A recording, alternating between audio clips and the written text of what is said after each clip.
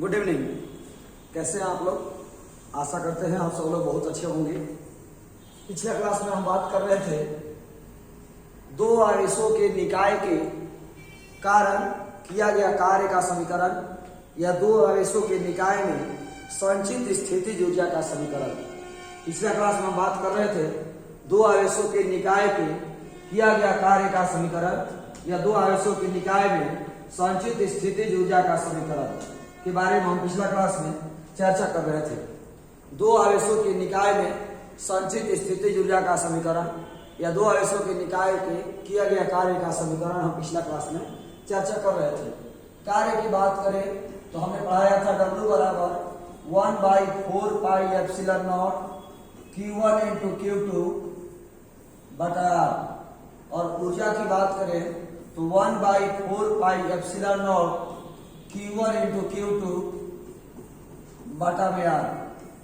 कार्य पढ़ाए थे हम 1/4 pi epsilon not Q1 into Q2 बटा में R, और ऊर्जा हमारा पढ़ाए थे 1/4 pi epsilon not Q1 into Q2 बटा में R। यही हमारा टर्म जो था लास्ट बताए हुए थे। आज हम बात करने वाले हैं इसी से रिलेटेड कुछ ऑब्जेक्टिव के बारे में, जो कि बहुत ही महत्वपूर्ण क्लास होगा, बहुत ही ज्यादा महत्वपूर्ण क्लास होगा। उसके बारे में हम लोग चर्चा करते हैं, ध्यान दीजिएगा। जैसे हमारा टर्म है U बराबर 1/4 pi epsilon not Q1 into Q2 बटा में R। तो 1/4 पाई एप्सिलॉन नॉट तो नंबर है, ये तो खत्म हो गया। R हमारा दूरी है जो कि हमेशा प्लस होता है। बच गया Q1 और Q2, बच गया हमारा Q1 और Q2। ध्यान समझिएगा, U बराबर Q1 इंटू Q2। इस बार एनडीए के एग्जाम में भी यह प्रश्न आ चुका है।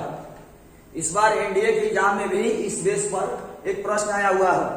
U बराबर Q1 इंटू Q2। अब समझने की कोशिश करिएगा।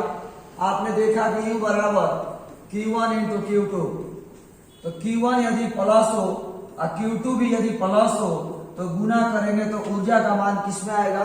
प्लस में आएगा। Q1 का मान यदि माइनस हो, Q2 का मान यदि माइनस हो, ऊर्जा का मान किस में आएगा? प्लस में आएगा।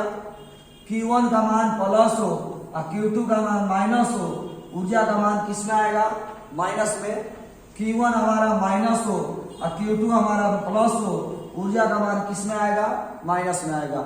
यानी हम देख पा रहे हैं कि ऊर्जा जो है हमारा प्लस में भी आ रहा है और ऊर्जा हमारा माइनस में भी आ रहा है। यानी दो आवेशों के निकाय के जो ऊर्जा है, दो आवेशों के निकाय में जो संचित स्थितिज ऊर्जा है वो प्लस और माइनस दोनों होता है।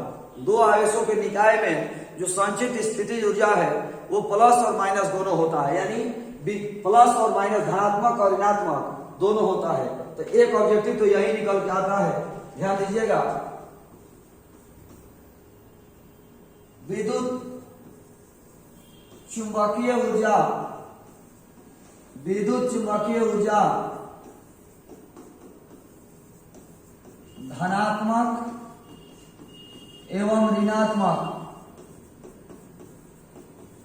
दोनों होता है। विद्युत चुंबकीय ऊर्जा जो है धनात्मक एवं ऋणात्मक दोनों होता है।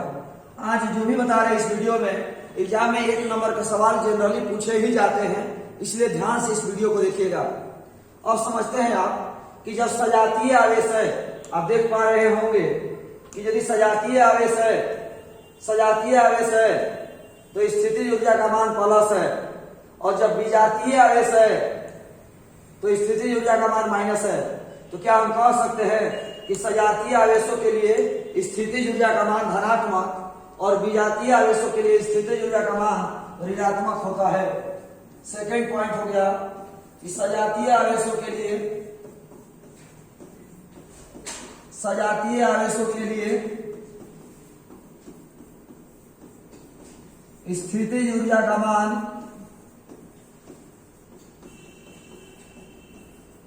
धनात्मक होता है। सजातीय आवेशों के लिए स्थितिज ऊर्जा का मान धनात्मक होता है। विजातीय आवेशों के लिए, विजातीय आवेशों के लिए स्थितिज ऊर्जा का मान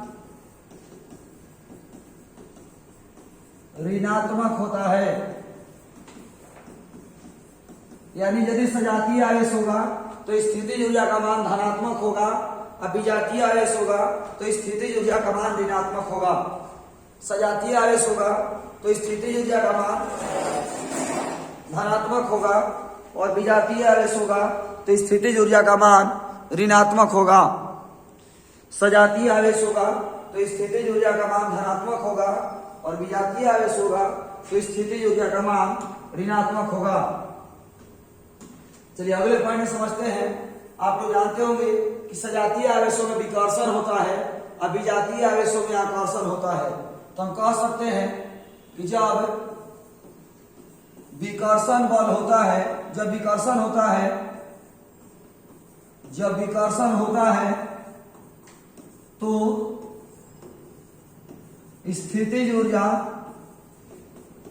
धनात्मक होता है।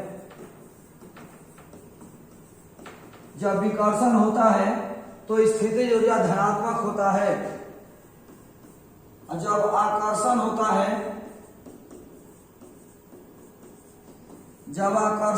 है तो स्थितिज ऊर्जा ऋणात्मक होता है। बहादुर, जब विकर्षण होगा तो स्थितिज ऊर्जा धनात्मक होगा, आकर्षण होगा तो स्थितिज ऊर्जा ऋणात्मक होगा। जब विकर्षण होगा तो स्थितिज ऊर्जा धनात्मक होगा, और जब आकर्षण होगा तो स्थितिज ऊर्जा ऋणात्मक होगा। कहीं भी यदि आपको विकर्षण नजर आ रहा है तो स्थितिज ऊर्जा धनात्मक होगा, और यदि आकर्षण हो रहा है तो स्थितिज ऊर्जा ऋणात्मक होगा। याद रखिएगा, विकर्षण बल होगा तो स्थितिज ऊर्जा धनात्मक होगा, आकर्षण बल होगा तो स्थितिज ऊर्जा ऋणात्मक होगा। तो सब लोग जानते होंगे कि विद्युत चुम्बकीय बल आकर्षण और विकर्षण दोनों होता है। विद्युत चुम्बकीय बल आकर्षण और विकर्षण दोनों होता है। तो कह सकते हैं कि विद्युतीय स्थितिज ऊर्जा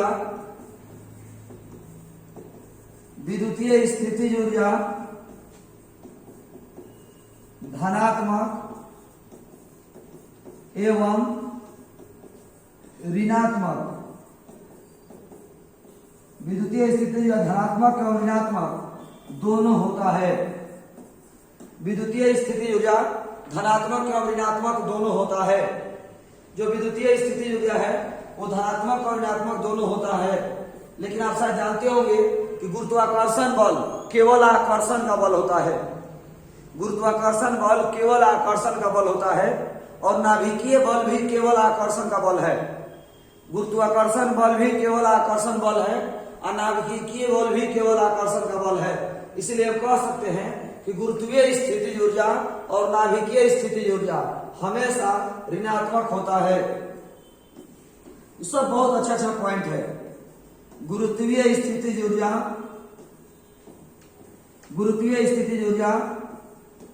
एवं नाभिकीय स्थितिज ऊर्जा, गुरुत्वीय स्थितिज ऊर्जा एवं नाभिकीय स्थितिज ऊर्जा हमेशा ऋणात्मक होता है। गुरुत्वीय स्थितिज ऊर्जा एवं नाभिकीय स्थितिज ऊर्जा हमेशा ऋणात्मक होता है। जो गुरुत्वीय स्थितिज ऊर्जा है और नाभिकीय स्थितिज ऊर्जा है, ये दोनों जब भी होगा तो ऋणात्मक होगा। क्यों? क्योंकि गुरुत्वाकर्षण बल और नाभिकीय बल हमेशा आकर्षण का बल होता है। इसलिए गुरुत्वीय स्थितिज ऊर्जा और नाभिकीय स्थितिज ऊर्जा जब भी होगा तो ऋणात्मक होगा। एक बार फिर से शुरू समझते हैं। विद्युत चुम्बकीय ऊर्जा धनात्मक और ऋणात्मक दोनों होता है, जैसा कि हमने इस कैलकुलेशन में समझाया कि विद्युत चुम्बकीय ऊर्जा जो है धनात्मक और ऋणात्मक दोनों होता है। जब सजातीय आवेश होगा तो स्थितिज ऊर्जा धनात्मक होगा, जब विजातीय आवेश होगा तो स्थितिज ऊर्जा ऋणात्मक होगा। सब लोग जानते होंगे कि सजातीय में विकर्षण होता है, तो जब विकर्षण होगा तो स्थितिज ऊर्जा धनात्मक होगा, जब आकर्षण होगा तो स्थितिज ऊर्जा ऋणात्मक होगा। जब विकर्षण होगा तो स्थितिज ऊर्जा धनात्मक होगा, आकर्षण होगा तो स्थितिज ऊर्जा ऋणात्मक होगा। बहादुर, जो विद्युतीय बल है, विद्युत चुम्बकीय बल आकर्षण और विकर्षण दोनों का बल है। इसलिए विद्युत चुम्बकीय ऊर्जा जो है धनात्मक और ऋणात्मक दोनों होता है। लेकिन जो गुरुत्वाकर्षण बल है और नाभिकीय बल है वो केवल आकर्षण का बल है। गुरुत्वाकर्षण बल और नाभिकीय बल केवल आकर्षण का बल है। इसीलिए गुरुत्वीय स्थितिज ऊर्जा और नाभिकीय स्थितिज ऊर्जा जब भी होगी तो हमेशा ऋणात्मक ही होगी। ये आप लोग ध्यान रखिएगा। तो ये 7 ऑब्जेक्टिव अभी बहुत महत्वपूर्ण है, याद रखिएगा। अगले तरफ पर हम आगे बढ़ते हैं। अगला ऑब्जेक्टिव जो है देखने जा रहे हैं, ध्यान दीजिएगा। बात को समझने की कोशिश करेंगे सब लोग। जैसे कि आप बात करते हैं, मान लीजिए ये हमारा कोई आदमी है, कोई आदमी यहाँ पर, ये हमारा कोई आदमी ये है और ये कोई गाय है। समझने की कोशिश करिएगा, ये हमारा गाय है और ये हमारा कोई आदमी है।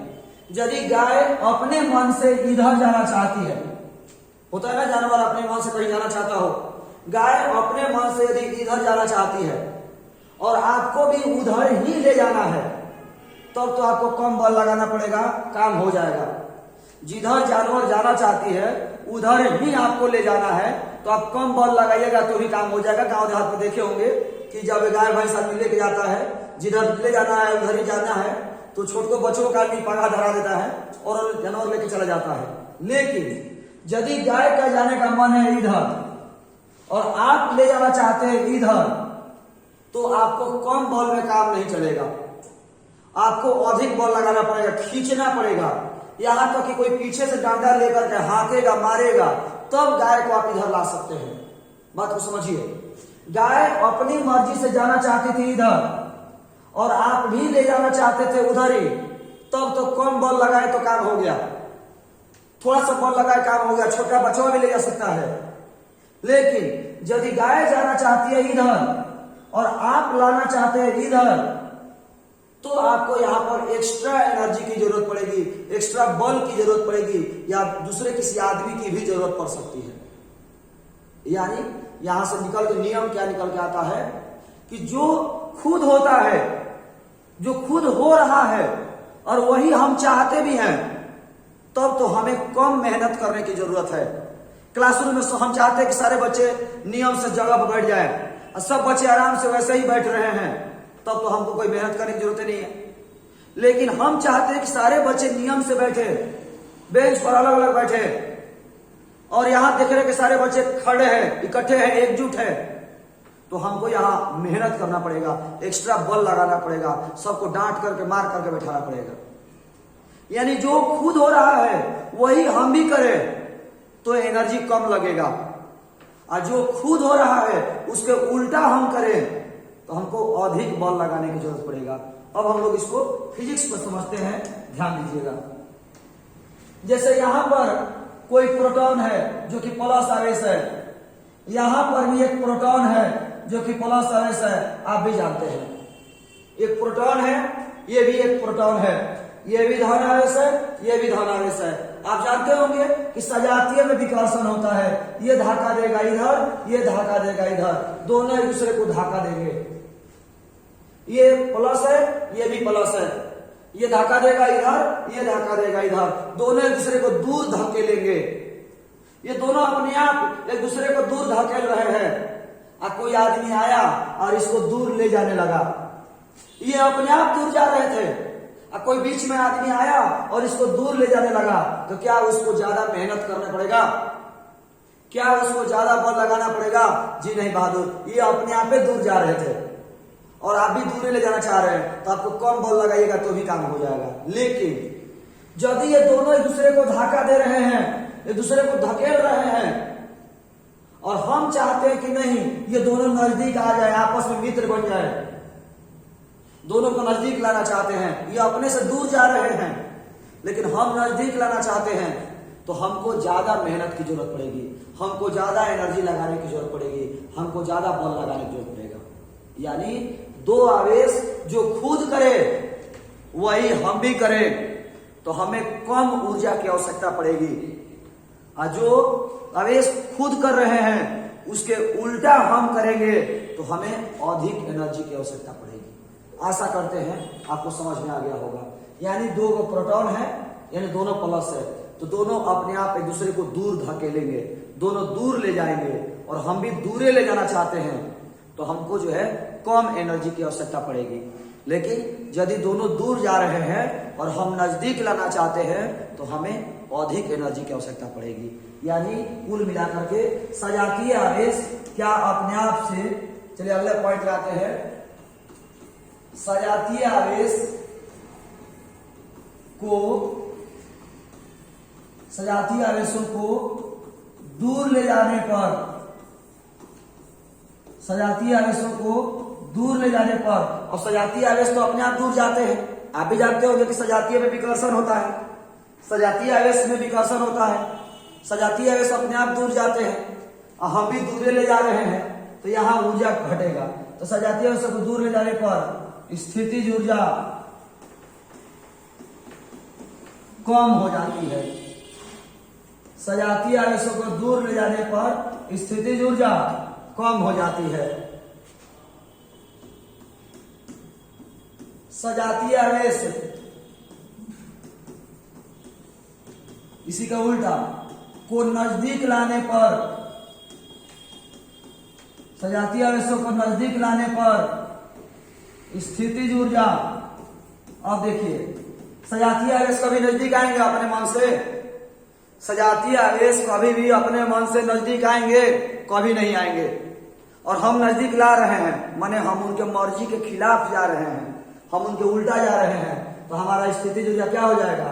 बढ़ जाएगा। हमको ज्यादा एनर्जी लगाने की जरूरत पड़ेगी, हमको स्थितिज ऊर्जा अधिक लगाने की जरूरत पड़ेगी बहादुर। अगला पॉइंट देखते हैं, विजातीय आवेश, विजातीय आवेशों को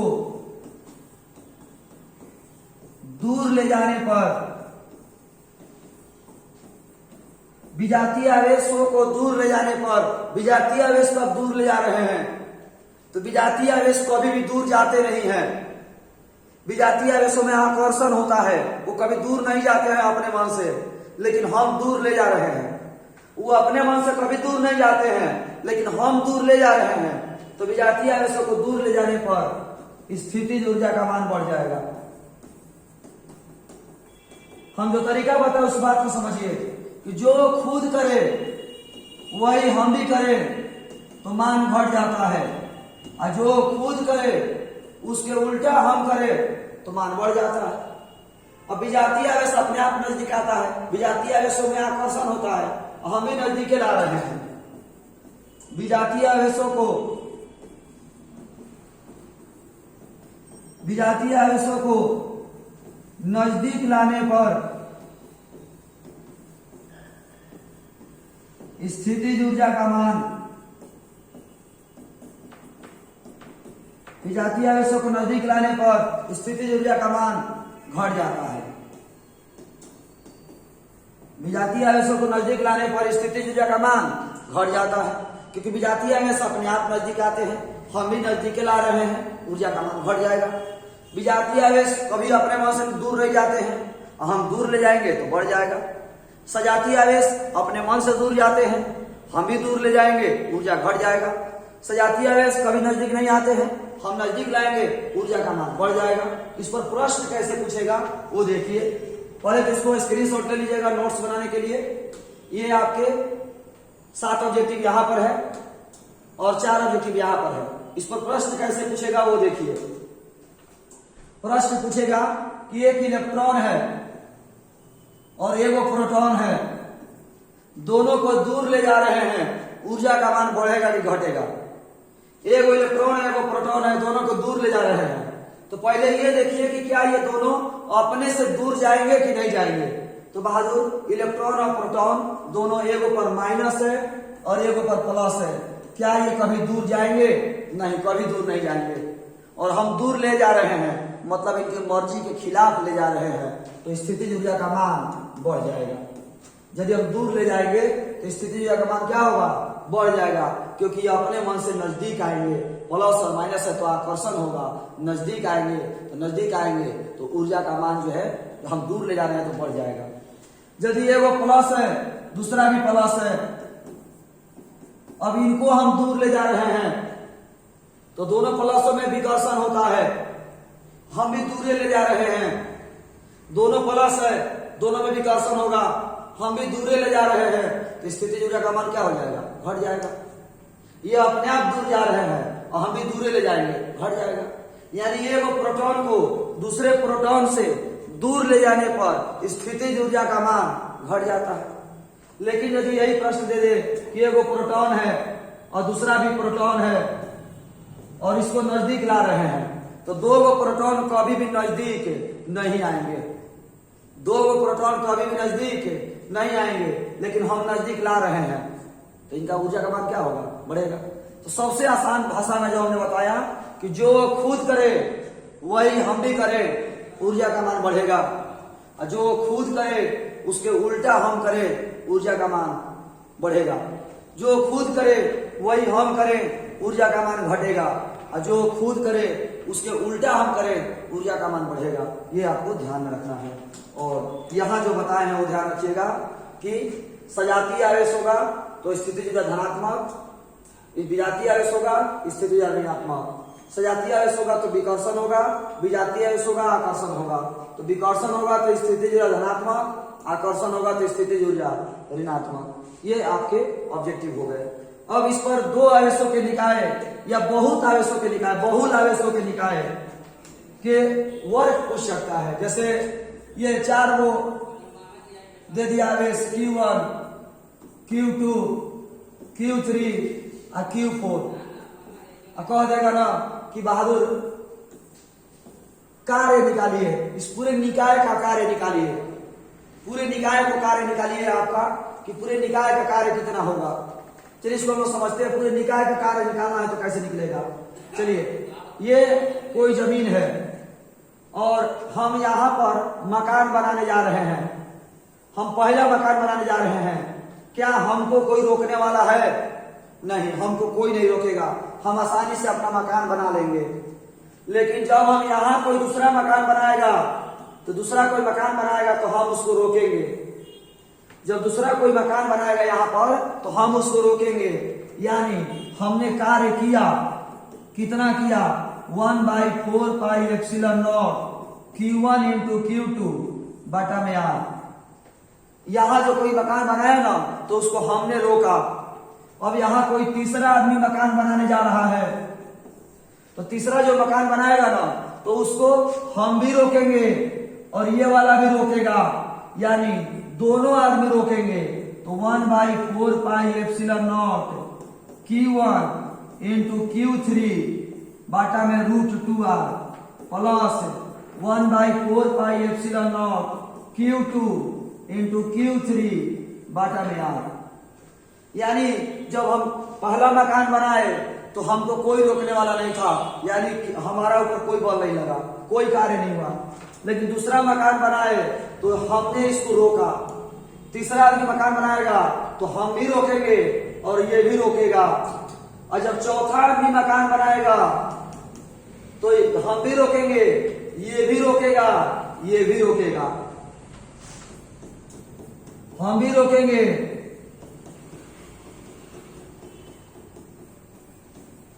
ये भी रोकेगा,